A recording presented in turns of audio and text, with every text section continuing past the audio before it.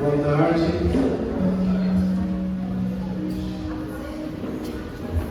O almoço já está fazendo efeito. Esse boa tarde fraquinho aí. Ó, queremos avisar que tem café ali. Ah, eu já tomei o meu. Né? Vocês podem tomar um café. Olha, gente, eu já faz alguns anos que a gente, né, ministra e tal. Então a gente sabe, já dei muito curso na minha vida, né? E a gente sabe que depois do almoço sempre é uma luta, tá? A gente já está acostumado com isso, então não fica com vergonha se um olho estiver dizendo para o outro assim, vamos fechar.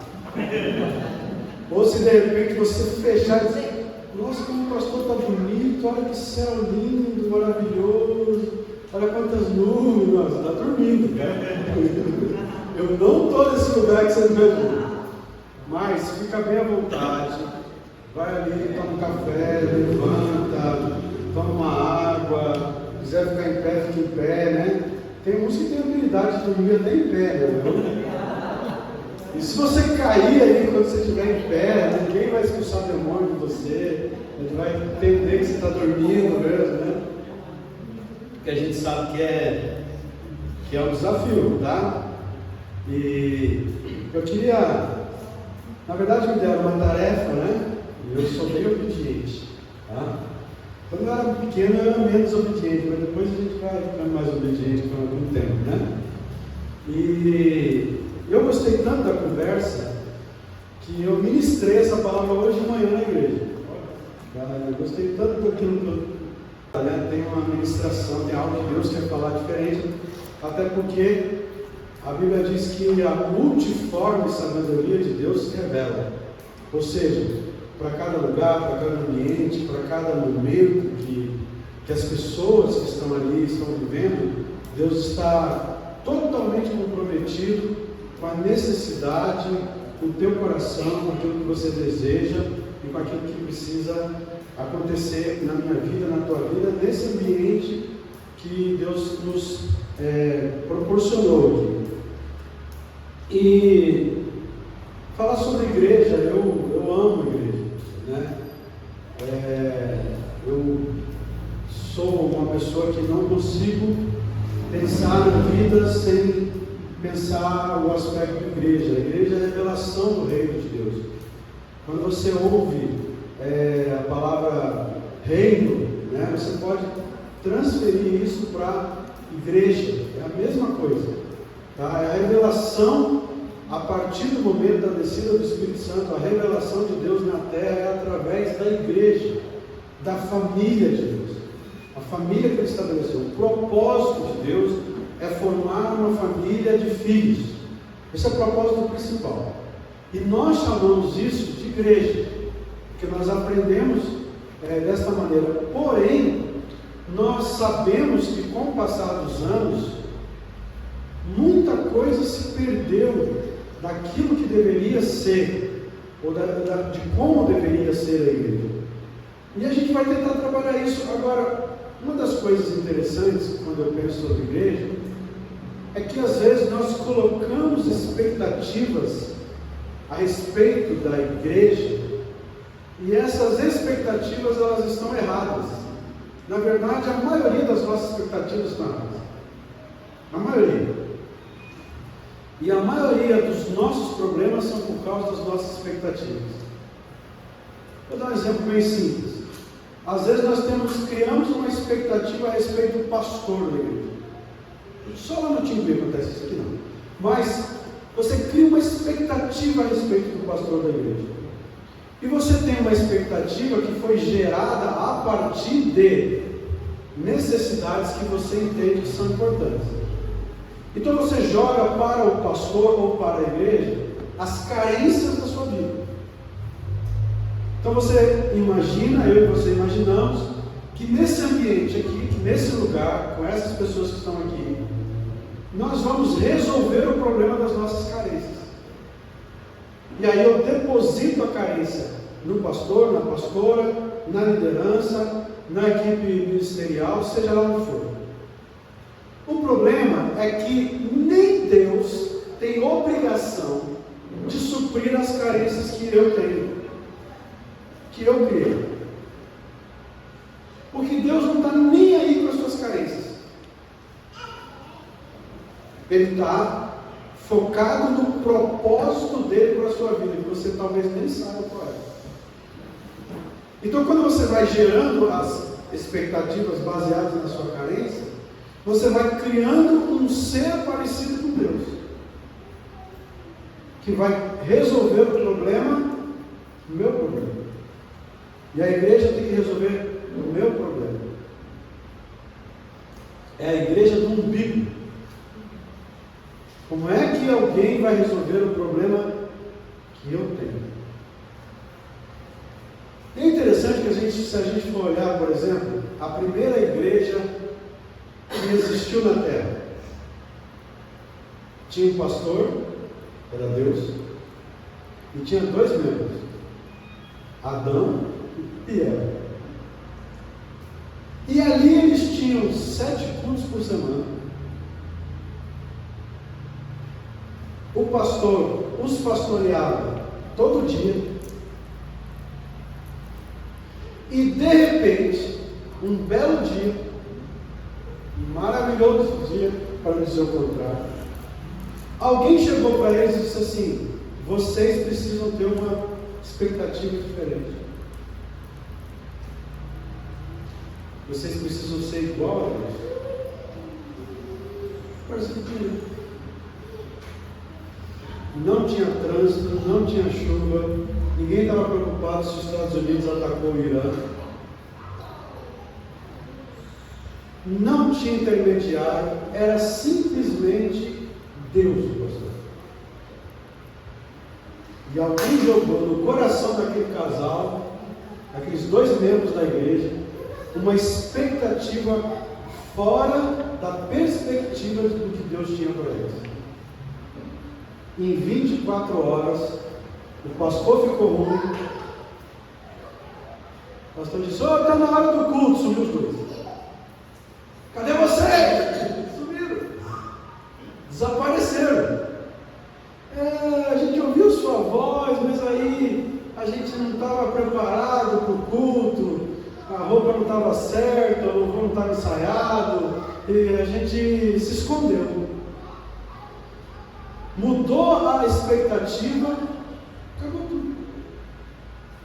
Sem conta para pagar, sem ter que encarar aquele teu chefe amanhã, abençoado. Simplesmente porque a expectativa foi mudada. E para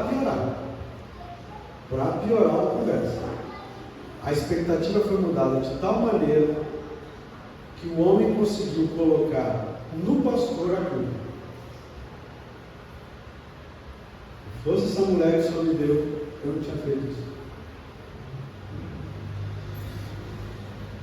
A mulher olha e diz assim: se não fosse essa praga dessa cobra, eu não tinha feito isso. E aí entra a culpa na conversa, porque uma expectativa que você cria, quando ela não é cumprida, você vai procurar uma culpa do porquê a sua carência, a sua expectativa não foi resolvida. E quando se gera culpa, o que se faz para resolver o problema? Cobre-se da sujeita. E aí se cobriram como? Uma folha de figueira. Pronto, resolvemos o problema. Agora a gente pode aparecer na frente do pastor.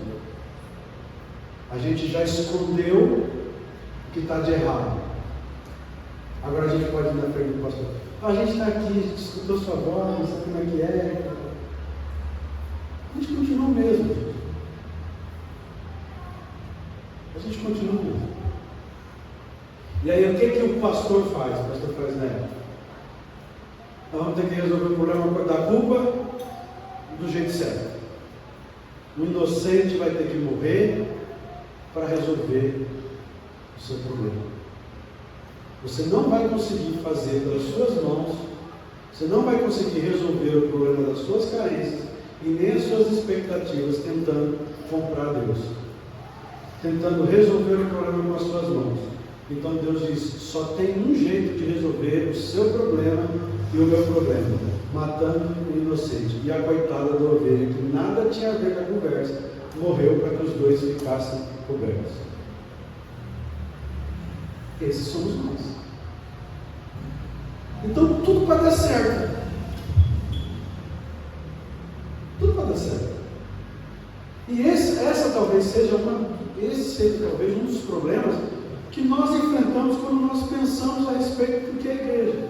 A gente quer achar o jeito certo de fazer. E quando a gente olha a palavra, a gente percebe que Deus não está tão afinco ao jeito, mas Deus tem princípios. Deus tem as coisas que precisam ser inegociáveis quando a gente fala que a gente quer fazer igreja. A gente quer ser igreja, melhor dizendo. Quando a gente quer revelar, o que é a igreja? A igreja é a revelação do Filho. O que é o Filho? A revelação do Pai. Então, acabei de colocar a régua alta, né? Subiu um padrão bem alto. Mas se a igreja é o corpo de Cristo, Cristo é o ungido, o Filho de Deus, e o Filho é a expressão exata de Deus, do Pai, o que nós somos? A expressão exata do Pai na terra. Por quê? Porque Deus tem muitos filhos. Certo? E o que Deus quer fazer? Que nós, como igreja, revelemos o Pai para que os filhos reconheçam que são filhos. Porque até que eles morram, fechem seus olhos, ou que Jesus volte, há uma possibilidade dos seus olhos serem iluminados pela palavra de Cristo Jesus que se revela através da igreja. Então, por que as pessoas não estão descobrindo a sua filiação em Cristo Jesus? Porque elas precisam da revelação do Pai que se revela através da igreja. Por isso que a gente precisa entender o que é igreja mesmo. Porque tem muita coisa se fazendo por aí que não é igreja, que não se revela o Pai, se revela, até reconheço que se revela a Deus.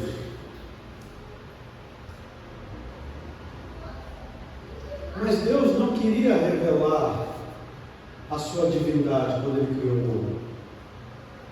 Deus queria revelar a sua paternidade quando Ele criou o mundo. Porque a divindade Ele revelou em todas as coisas que Ele criou. Se você ler Gênesis, e disse Deus: haja luz, e houve luz, disse Deus, e disse Deus, e disse Deus, e disse Deus, e disse Deus, e disse Deus. Quando Ele foi criar o homem, Ele disse assim: façamos o homem, a nossa imagem, a nossa semelhança. Ou seja, façamos o homem com o propósito de ser parecido comigo, ser parecido com o Pai. Então, em todas as coisas, Deus revela a sua divindade. Em mim e em você, Ele revela a sua paternidade. Tem muita diferença. Porque ali Ele revela o propósito de quem eu e você somos. O propósito pelo qual eu e você nascemos. Sermos igual ao Pai. Amém? Estamos na mesma página aqui? Legal. Então abra a tua Bíblia lá em Atos, que agora eu vou ser obediente do texto que me mandaram. Atos capítulo 2, versículo 43, vocês trabalharam de manhã. O 42 eu não vou nem entrar ali, tá? Talvez eu entre porque eu sou meio metido. Mas a gente vai falar do 43 ao 47. Em cada alma havia o quê? Temor. E muitos prodígios e sinais eram feitos por intermédio dos apóstolos. Veja que interessante, né? Em todo mundo havia temor, mas os prodígios eram feitos através dos apóstolos. Então, não vou entrar nisso aqui não, é só um detalhe. Todos os que creram estavam juntos e tinham tudo em comum.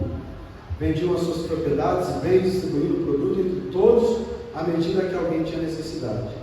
Diariamente perseveravam unânimes no templo, partiam pão de casa em casa, tomavam suas refeições com alegria e singeleza de coração, louvando a Deus e contando com a simpatia de todo o povo. Enquanto isso, acrescentava-lhes o Senhor dia a dia os que iam sendo salvos.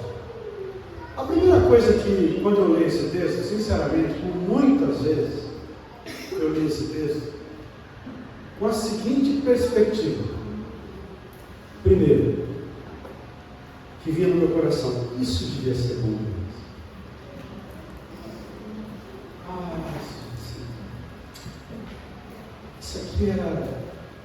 Isso devia ser maravilhoso. Que coisa linda, que perfeição de igreja, um sonho, não é? Parafraseando os irmãos do Templo das Águias, um sonho de igreja, não é? Que coisa maravilhosa. O segundo pensamento que vinha no meu coração era: como eu queria uma igreja assim. Como eu queria fazer parte dessa igreja, dessa maneira de pensar. Mas o mais interessante de tudo isso é que Lucas, que escreveu Atos, ele não está com o propósito de descrever uma igreja perfeita. Ele está com o propósito de descrever o que eles estavam vivendo. E essa vivência, embora seja romântica, do ponto de vista da leitura, ela não era verdade, ela não era prática, porque a prática é feita de processos que são difíceis. Porque como que nós percebemos isso? É só ler Atos, daqui a pouco eles brigaram, porque a turma Sérgio, o povo judeu, toma, você é a sexta casa. Se é gentil, vai lá para o final da fila. Você ganha. Se você ler daqui a pouco, como quer.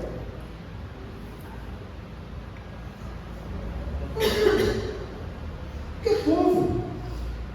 A gente, dentro da tua casa, de vez em quando, dá uns negócios assim, vai só lá na minha.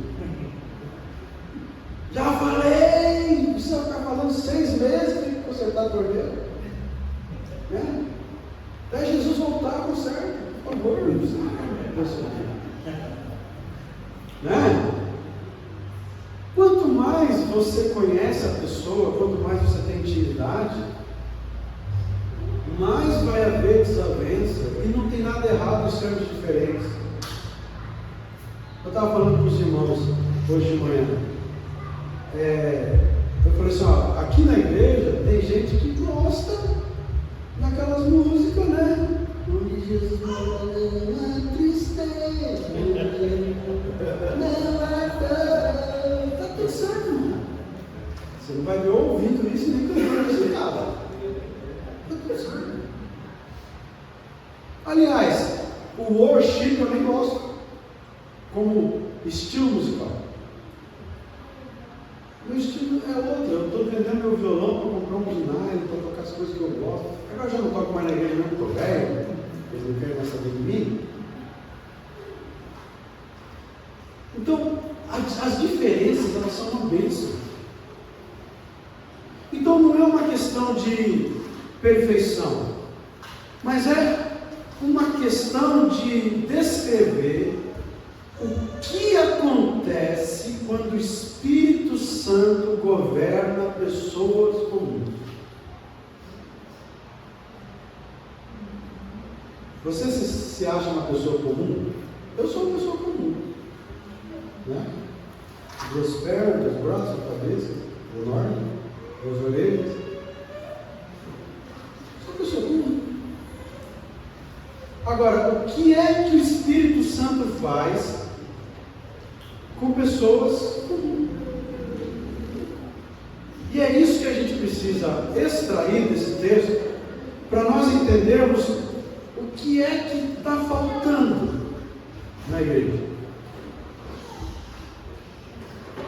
Porque hoje nós vivemos uma realidade que nós temos tantas coisas boas acontecendo, tantas coisas que a gente cresceu, que a gente pode fazer, mas o que é que essa turma tinha que fazia com que o Espírito Santo usasse pessoas comuns e que incomodava tanto? E esse texto, a primeira coisa que eu vejo nesse texto, que diz o seguinte: em cada alma havia temor. Em cada alma havia temor. E temor não é terror. O que acontece muitas vezes com a gente é que a gente foca tanto no negativo que a gente não percebe que os princípios de Deus é para nos levar para olhar o melhor, a virtude que Deus quer manifestar nas nossas vidas. O que a gente às vezes pensa?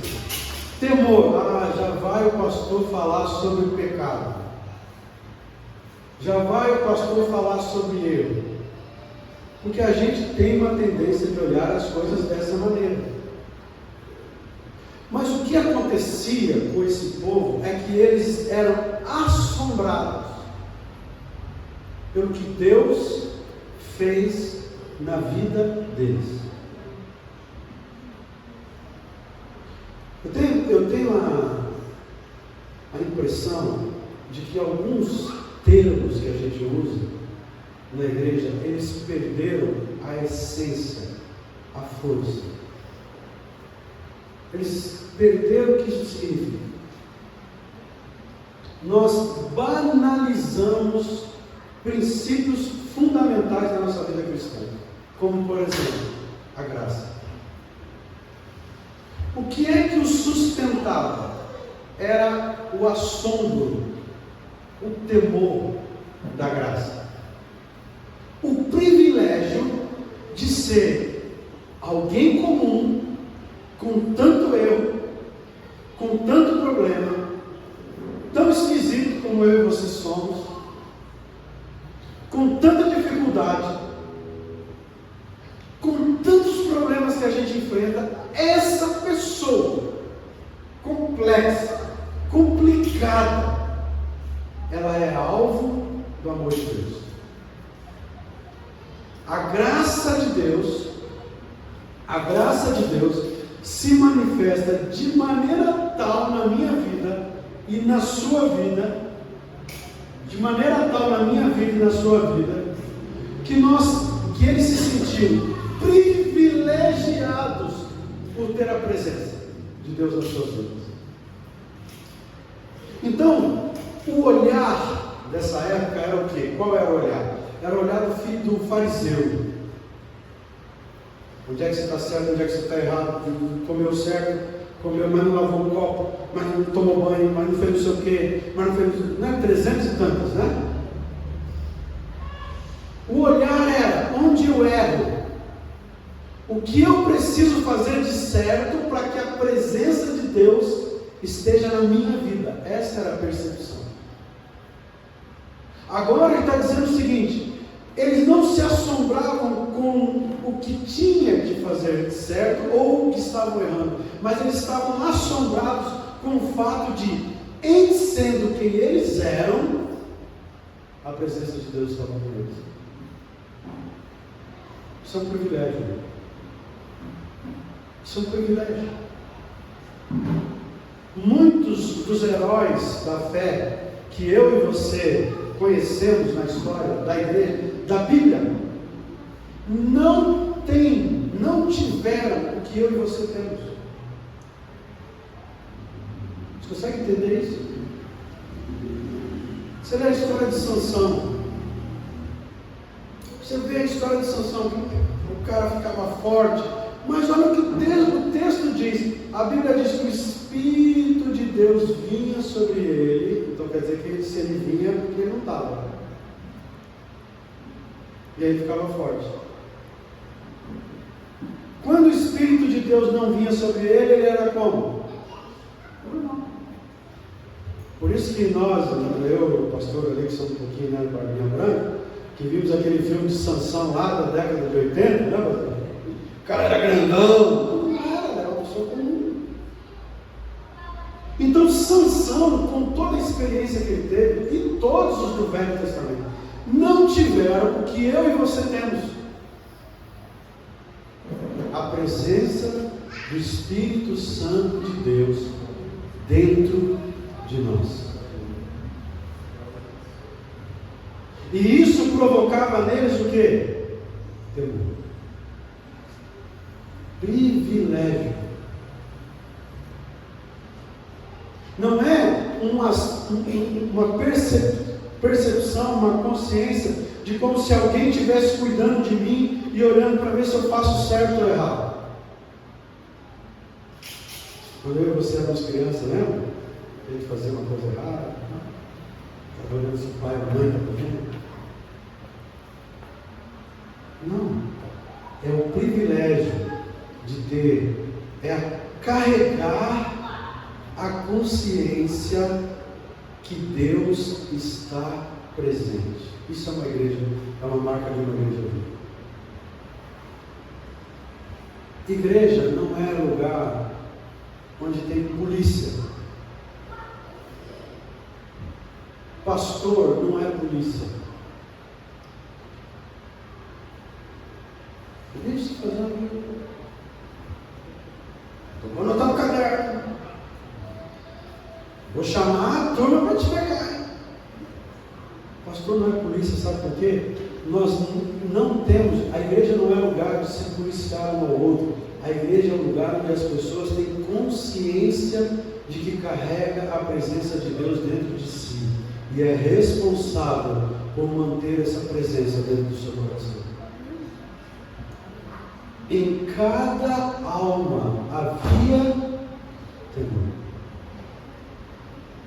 Cada um sabia, cada um entendia e carregava a consciência de que Deus estava presente dentro de si. E isso não era um peso, isso era um privilégio.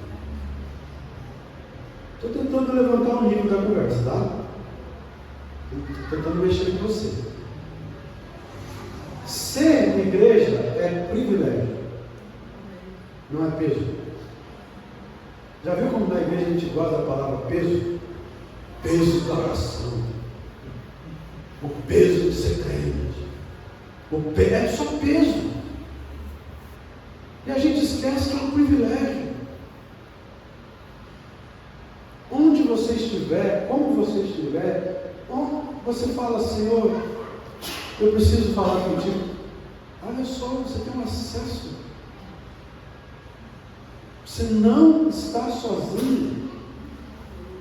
Então, uma igreja viva, que tem uma marca, é uma igreja que tem o temor, o verdadeiro temor de Deus, que é o assombro de que a graça de Deus foi derramada no nosso coração, mesmo que eu e você não a mereçamos. Amém? Amém? Amém. Conseguimos passar o primeiro. Todo mundo acordado, olha que bênção. Glória a Jeová. Vamos para o segundo então. Uma igreja viva persevera na palavra e na oração. A Bíblia diz que eles perseveravam na doutrina e nas orações. Deixa eu dizer uma coisa para vocês. Sempre é algo que me deixou atento muitos anos.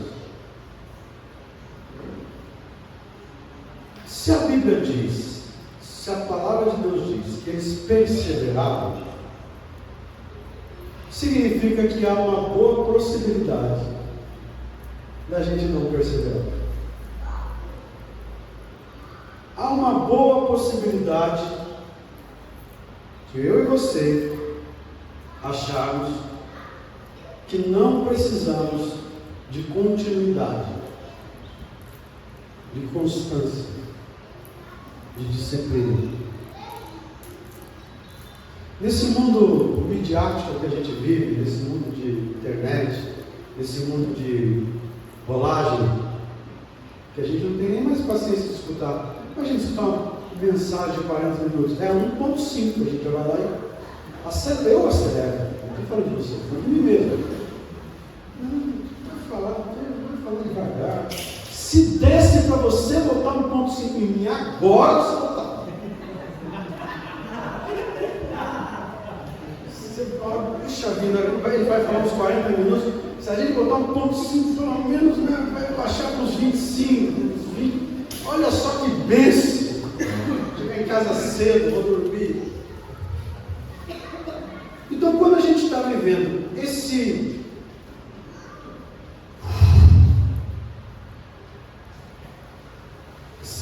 essa angústia que a gente está vivendo, é muito difícil a gente falar de disciplina. É muito difícil a gente falar de buscar na fonte, ao invés de buscar aquilo que está pronto. Sabe, irmãos, deixa eu dizer uma coisa para vocês. Eu e você estamos viciados em comida processada.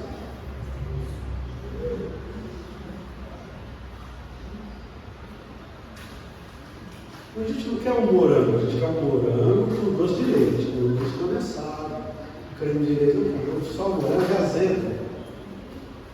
Né? A gente está viciado em comer coisa processada. A gente está viciado em comer coisas processadas na igreja.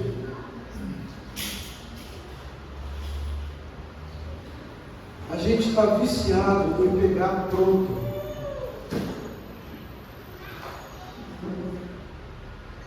A gente quer comer o polivitamínico domingo após domingo, que vai dar uma sustância para a semana inteira. Porque a gente perdeu, a gente não tem mais.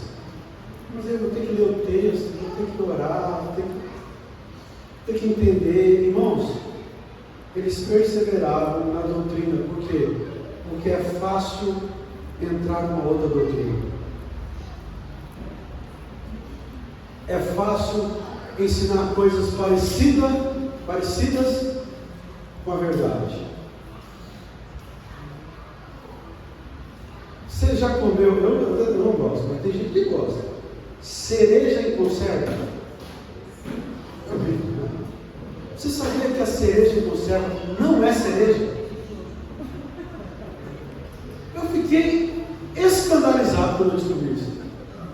Eu já não gostava, eu passei a detestar. E aí, quando eu fui visitar minha filha lá fora, e aqui também tem, tá? Mas por acaso eu cheguei na casa dela e tinha a cereja. E eu disse, não quero cereja. Ela sobrou. Eu sempre dizia, o morango em cima do bolo, não a cereja. Não é a cereja. Esse ditado não presta. Eu experimentei a cereja. Meu Deus. Aquilo é o céu na terra. Eu comeria um balde de cereja. Porque não tem nada que substitua o alimento que não é processado, que parece ser bom, tem cheiro de bom, tem cara de bom, mas não é. Então, onde que eu vou? Como que eu vou ser uma igreja viva? Eu estou falando de igreja, irmãos, não estou falando de igreja a reunião, eu estou falando de igreja a você. Se eu não me alimento da palavra, se eu não oro, e a oração, meu irmão, é só você ler Jesus, quando Jesus fala sobre isso, quando Paulo fala sobre isso lá em Filipenses, quando Pedro fala isso na carta dele,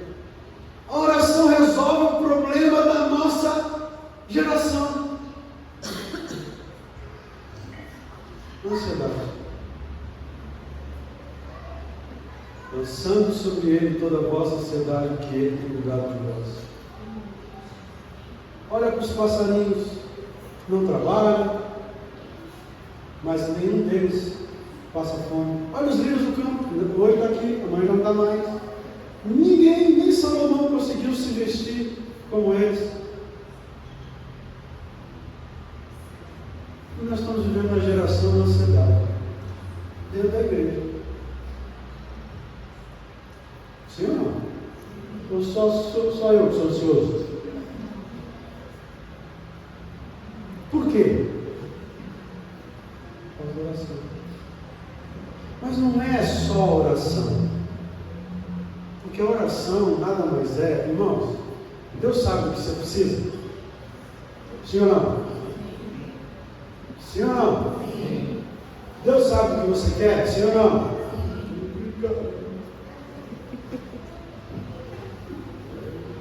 Por que eu preciso orar? Ele já sabe. Porque quando eu oro, eu declaro a minha dependência. E quando eu declaro a minha dependência, eu trabalho com a minha ansiedade. Quando eu digo, Deus, hoje eu vou trabalhar, e tem tanta coisa para resolver.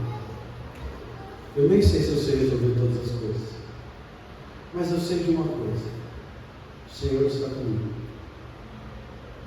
E na hora que eu precisar, eu tenho certeza que o Senhor vai iluminar os meus olhos, o meu coração e a minha mente. Sabe o que você diz? Senhor, eu dependo de Ti. Eu dependo de Ti. Não é só uma lista de pedidos. É uma relação de presença. É uma relação onde você diz para Deus, Deus. Aí você vai dizer assim, pastor, mas tem um monte de gente que não ora e é bem sucedido. É verdade. Qual é o problema da nossa geração?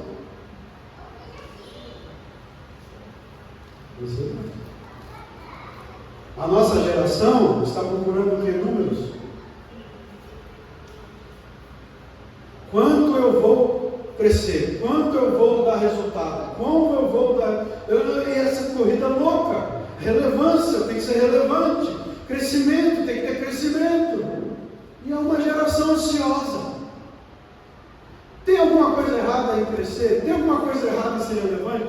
Tem alguma coisa errada em ter números? Não, não tem nada errado nisso. O que tem de errado é que nós vivemos debaixo de uma ansiedade de ter essas coisas.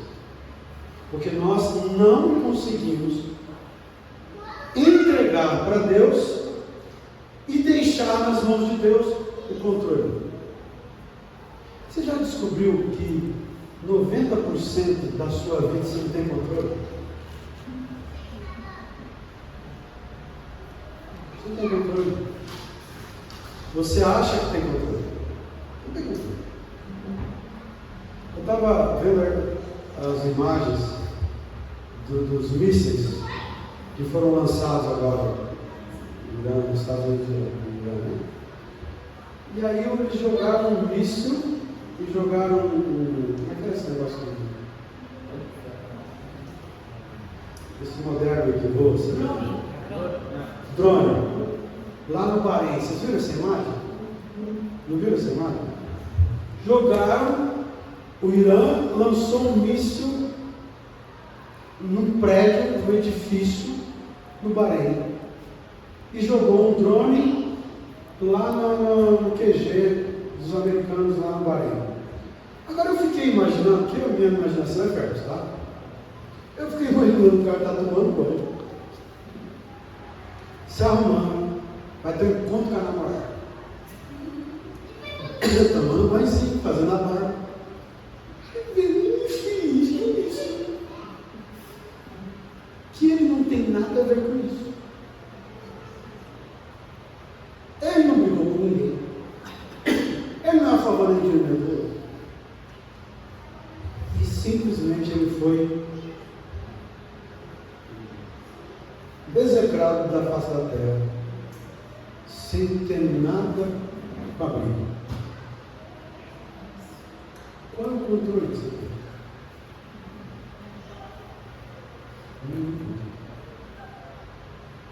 Você está vivendo a sua vida, daqui a pouco estoura um trequinho lá dentro de você que você nem sabia que esse negócio existia. Estoura um aneurisma. E você vai combinar? Você tem que ver. Então, se nós não aprendemos a lançar sobre Deus a nossa ansiedade, nós vamos substituir, nós vamos trocar a oração por estratégias. Nós vamos trocar um momento com Deus por ficar escutando que fulano disse, que o outro disse, vou fazer assim, vou fazer assado. Se nós trocarmos a nossa oração por qualquer outra coisa, nós não vamos experimentar o Espírito Santo governando sobre as nossas vidas. Porque até mesmo as nossas carências, que elas não serão supridas, nós vamos entender. Domingo passado eu preguei na igreja o seguinte: a igreja é o lugar onde a nossa alma se dilata. Sabe por quê? Porque a igreja é o ambiente onde a gente aprende que aquilo que eu quero é o que menos importa para Deus, porque o Deus verdadeiro não tem nada a ver com o Deus que eu criei. Paulo diz que o vosso Deus é o vosso ventre, o vosso umbigo.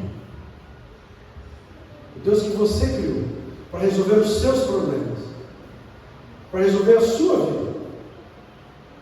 Mas Deus não é o Deus que você criou, Deus é o Deus verdadeiro.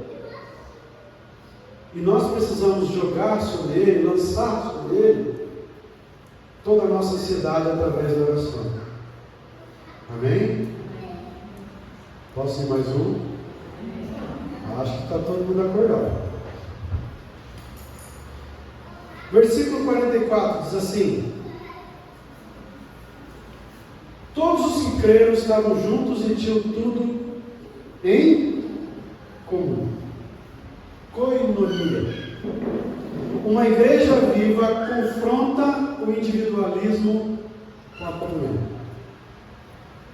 Irmãos, o maior desafio da igreja moderna, contemporânea, é a gente conseguir entender que a gente precisa ser responsável pelo nosso irmão e ser menos, e desejar menos que o nosso irmão seja responsável por nós.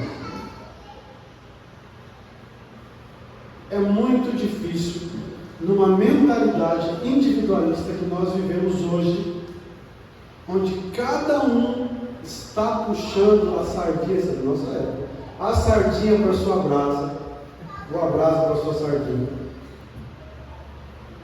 onde nós, cada dia mais, cada um está pensando em si mesmo, entender o que é koinonia.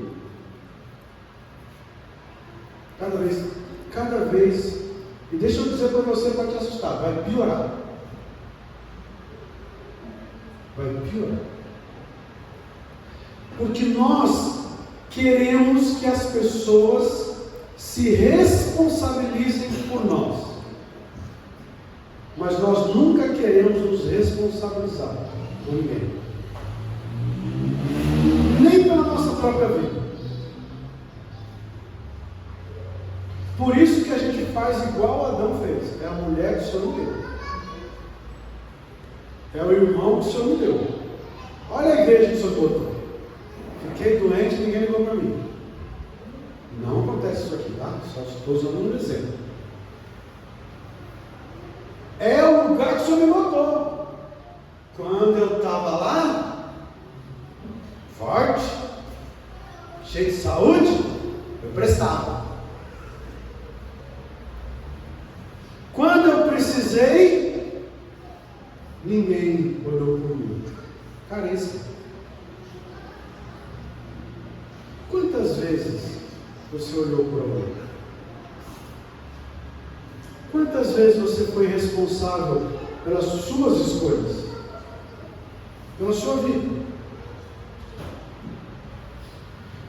Imagina Jesus, imagina essas pessoas aqui, tinham tudo em comum, o que é meu é seu, o que é seu é meu. E aí isso, irmão, não tem nada a ver com proximidade física, tá? Porque às vezes a gente acha que comunhão é viver todo mundo lambendo o outro, não é isso? Tem a ver com compartilhar, com viver, com entregar, compartilhar a vida, compartilhar a fé, compartilhar o seu chamado, compartilhar a sua experiência. Você compartilha da sua fé ou você só quer ser abençoado? Você compartilha do que Deus está fazendo na sua vida ou você acha que o que Deus está fazendo na sua vida não pode edificar a vida do seu irmão? Uma igreja viva confronta o individualismo. Não estou dizendo que não vai existir entre nós pessoas que estão no início da jornada, que têm problemas de alma, que a gente vai precisar ensinar, que a gente vai precisar encaminhar. Eu só estou dizendo que há um padrão estabelecido por Deus que a gente precisa correr nessa direção. Estamos vivendo anos de igreja e continuamos pensando igual quando estávamos no primeiro mês de igreja. E a gente não é responsável por nada. Eu não estou falando de ser responsável, ser líder de departamento, trabalhar. Não é sobre isso, irmão. Isso é serviço serviço de culto. Todo mundo deve participar, é uma bênção. Eu estou falando de compartilhar fé. Compartilhar chamado. Qual que é o seu chamado? Talvez você nem saiba. Porque você está olhando tanto para alguns chamados, para alguns talentos, que você acha que são mais importantes do que o seu, e não percebe que aquilo que Deus chamou você para você fazer, é só você que vai poder fazer, porque se você não fizer, alguém vai ter que fazer o que Deus chamou você para fazer, e aquilo que Deus chamou ele para fazer, ele vai parar de fazer para fazer o que você tinha que fazer. Deu para entender? Fica um buraco nesse negócio. Então qual é? A coinonia é compartilhamento de vida, de tal maneira que a identidade é criada, uma identidade tão profunda de corpo, que as identidades nossas próprias, elas ficam secundárias, e as nossas diferenças, elas não nos dividem, pelo contrário, elas nos completam. O que você tem me completa. O que eu tenho te completa.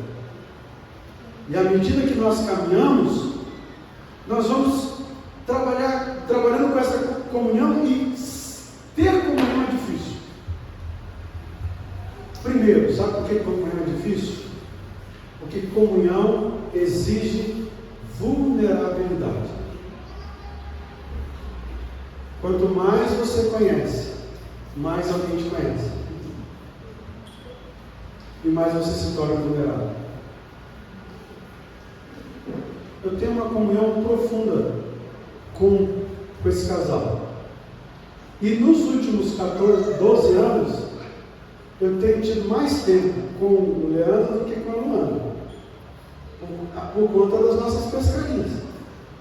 A gente passa 10 horas, 12 horas junto, e brincadeira, tirando sarro e fazendo. O Leandro me conhece, sabe que eu sou. Ele sabe que eu estou bravo. E eu não estou nem aí quando ele vê que eu estou bravo. Eu não estou nem aí quando ele vê. Eu não fico assim, será que o Leandro vai me amar mais porque hoje eu estou azedo? Porque hoje deu encrenca lá no barco? Não, sabe por quê? Porque a gente é vulnerável. Eu sei as coisas dele também. Não vou contar para vocês, eu não sou fofoqueiro. Mas ele também fica vulnerável. Ele também fica vulnerável. E o outro nosso amigo também. Porque comunhão é assim. Não tem como você ter comunhão se você não ficar vulnerável. Não tem como você pertencer numa comunhão se você não se tornar responsável.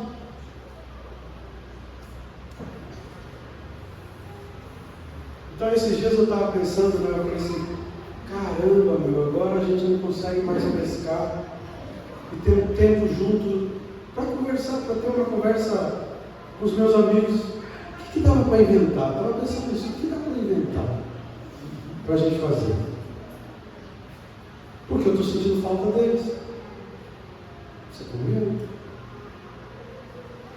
Estou sentindo falta de pessoas onde eu posso ser vulnerável e onde eu sou responsável. Amor exige entrega, exige pensamento, coração voltado para o próximo. Comunhão precisa de amor. E às vezes você vai deixar de fazer, de ter, para que os dois, é aquilo que Jesus disse. Duas túnicas. Você não vai andar do lado do cara pelado, morrer de frio. Você vai. É uma questão natural, gente. A gente às vezes espiritualiza muitas coisas, né? Mas é uma coisa natural. Se você está com alguém, caminhando com alguém, mas ele diz assim, ó, a gente chegou até aqui, mas na verdade precisava ir até lá. Não vai deixar ele sozinho. Porque é isso que vai gerar, é natural. Amém? Amém? Posso ir mais um pouquinho? Ah, gente, estou pregando a segunda vez hoje. Vocês têm paciência comigo, tá? Diz assim, ó. Vendiam as suas propriedades e bens, distribuindo o produto entre todos à medida que alguém tinha necessidade. Uma igreja viva expressa o evangelho da generosidade. Generosidade. Uma ação contínua de ser generoso. O avivamento que nós queremos vai transformar a nossa mente, o nosso coração e o nosso bolso. Vai transformar a nossa mente, o nosso coração, o nosso bolso. O Evangelho altera, preste atenção, o Evangelho altera a nossa relação com o dinheiro. Não por imposição. Eu tenho certeza que nessa casa aqui, ninguém ensina imposição de dízimos e ofertas. Tenho certeza. Eu dou minha cabeça para cortar. Olha, não é nem a mão, é a cabeça. Não sobra mais nada.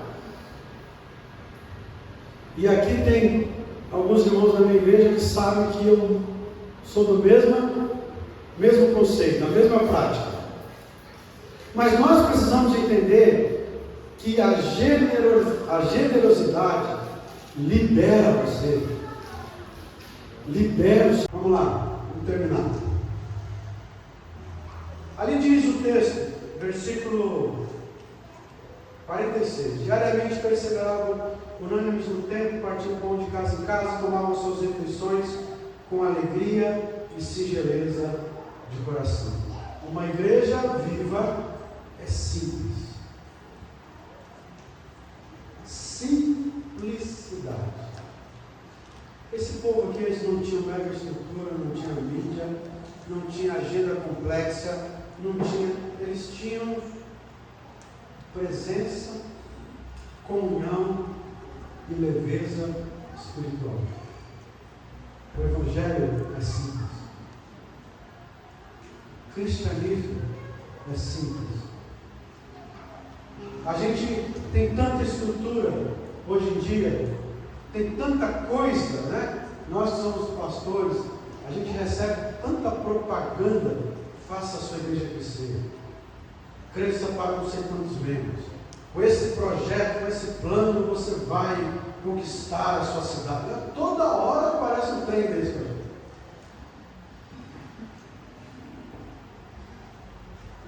Parece uma coisa meio doida. E ninguém quer ensinar a ser simples. Simplicidade. Você já parou para pensar que essas pessoas viviam na simplicidade? Eles não tinham tempo para complicar as coisas. O que eles recebiam, eles entendiam. Eles oravam e perguntavam: Deus, isso é para mim? Alguém está precisando? Amava a Deus, amava o seu próximo, respondia às necessidades. Glória a Deus, nós não estamos vivendo mais nesse tempo. Embora haja muitas pessoas que precisam, e a igreja precisa ser resposta a elas.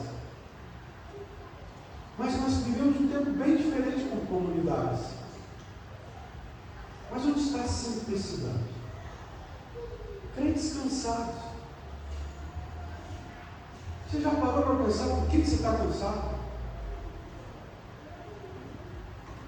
Por que algumas coisas que, quando você toca o seu WhatsApp, você vê que é alguém da igreja, ou o líder da igreja, você já fica cansado só porque é alguém da igreja? Você está precisando disso, vão fazer não sei o quê. Já parou para pensar? Você já parou para pensar que quando você vai numa pizzaria e paga 50, 60 reais numa pizza é barato, mas quando você paga 10 reais na igreja é caro? Porque parece que tudo que tem a ver com a igreja é cansativo. Então nós precisamos restaurar a simplicidade, a não trocar a atividade ao invés de ficar com a vitalidade da igreja, ficar com a atividade da igreja. Imaginar que se nós tivermos uma agenda cheia, nós vamos ter um santo. E entender que a vida de igreja é uma vida de alegria. Ser igreja é ser alegre. Em 1900, Guaraná com Rolho, a gente cantava uma música que era assim: o povo mais feliz da terra. E as portas do inferno não prevalecerão sobre este povo vencedor. Povo mais feliz da terra. Alegria. Somos o povo mais feliz da terra, sim. Somos o povo mais alegre, sim. Por quê? Porque nós andamos na simplicidade do reino de Deus. Deixa eu terminar. De todas essas coisas, o texto diz: enquanto isso, acrescentava-lhes o Senhor dia a dia. A igreja viva, o protagonista da igreja viva é o Espírito Santo. A sequência fala sobre o temor, fala sobre a palavra, fala sobre oração, fala sobre comunhão, fala sobre generosidade, fala sobre alegria. Se nós fôssemos aprofundar, fala mais, fala sobre testemunho, fala sobre crescimento, mas nada disso substitui, vai acontecer, se não for pela presença do Espírito Santo de Deus dentro de nós. Se nós estamos enfrentando a ansiedade, é porque nós ainda queremos controlar os resultados, mas nós não confiamos no Espírito Santo de Deus.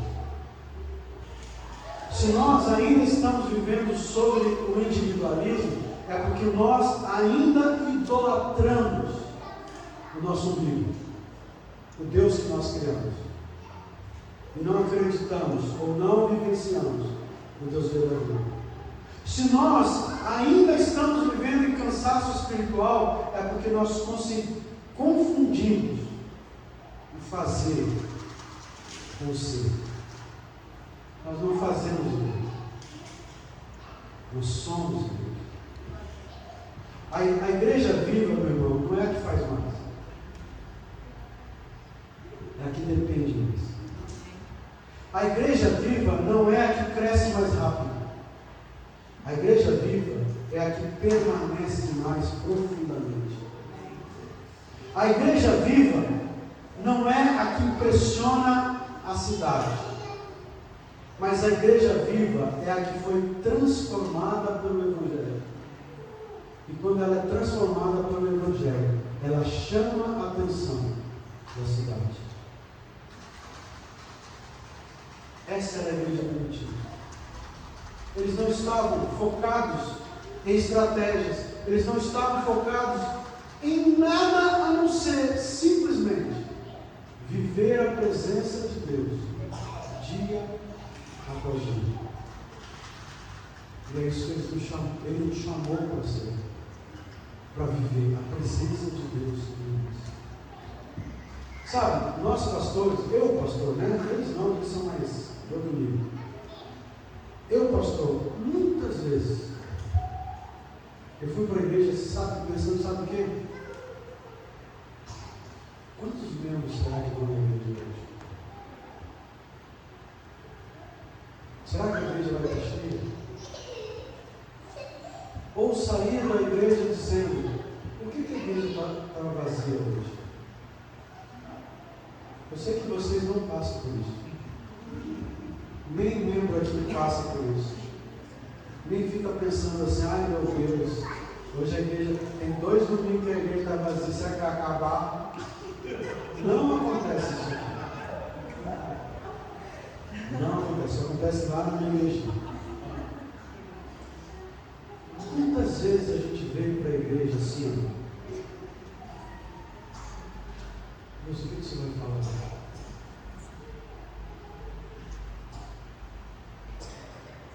Como é que você vai se mover hoje? O que você vai falar nos nossos corações? Será que aquilo que é aquilo que está doendo no meu coração, será que eu vou ter uma resposta hoje? Ou então, Deus, hoje eu só quero ir lá para te adorar. Está caindo tudo, mas eu só quero te adorar. Porque quando eu e você nos reunimos, o céu se manifesta. Porque a igreja é a revelação do Filho. E o Filho é a revelação do Pai. Quando a gente está junto, aparecem os olhos de Deus, os olhos do Pai. Sabe como é que ele aparece? É uma coisa assim. Aquela pessoa da igreja que tem aquele abraço.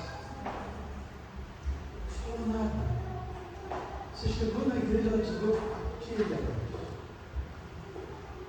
E aquele abraço falou mais do que a mensagem que pregou. A revelação do Filho. O ministério pastoral. Aí você chega na igreja, está meio barro, meio tijolo. Vem aquele irmão e diz, ô irmão, o que acontece? Firma o pé. A mediada, o que aconteceu? Você ficou um susto. Mas revela o coração profético de Jesus. Te acordando, te chacoalhando, mexendo com você. Aí vem alguém e ensina a palavra. Dá direcionamento. É Cristo se revelando na sua vida, meu. E é você revelando Cristo na vida de alguém.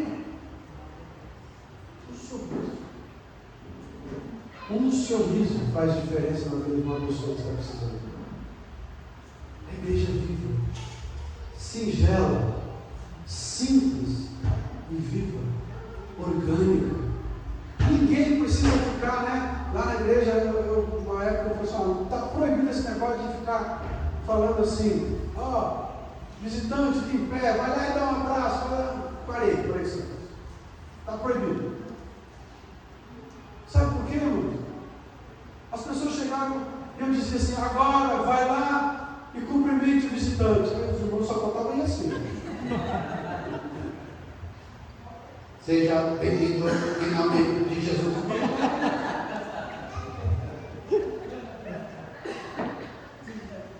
Isso é a igreja. E a igreja vai aprendendo ela a olhar as pessoas, abraçar as pessoas, cumprimentar as pessoas, sem que ninguém desse um comando, sem que ninguém desse uma ordem. Isso é igreja. Simples, viva. Porque quando você se enche da palavra, quando você derrama o teu coração na presença de Deus, as suas ansiedades na presença de Deus, quando você se encontra com outro irmão, não é fogo por fogo. É a presença de Deus se manifestando. É Cristo se revelando através da sua vida. Eu e você, pessoas comuns, sendo mais tocadas pelo Espírito Santo de Deus e fazendo a diferença na vida da vida. Esse é o chamado que Deus tem para nós. Não importa se a igreja é para lá, é para cá, tem música primeiro, tem isso, tem. Isso é penduricais. O que importa é você viver a verdade de Deus na sua vida de tal maneira que alcance o coração de Deus. Amém? Eu queria orar com você. Eu queria orar com você, não é por você. Eu queria orar com você, sabe por quê? Porque esses desafios também são para mim. Esses desafios também são para mim. Ou você acha que eu não tenho as minhas crises de querer as coisas do meu jeito? Ou você acha que eu também não tenho as dores de me sentir rejeitado por uma situação ou outra situação? Isso também é para mim.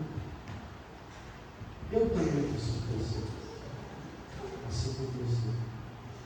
Então a gente precisa orar juntos. A gente precisa dar, não de maneira metafórica, a gente precisa dar as mãos. A gente precisa dizer, olha, nós estamos na mesma. Nós estamos na mesma direção. Nós temos as mesmas dificuldades. E nós vamos nessa direção. Um dia de cada vez. Um dia de cada vez. Sem desespero. Você não precisa de um aceno em segundos.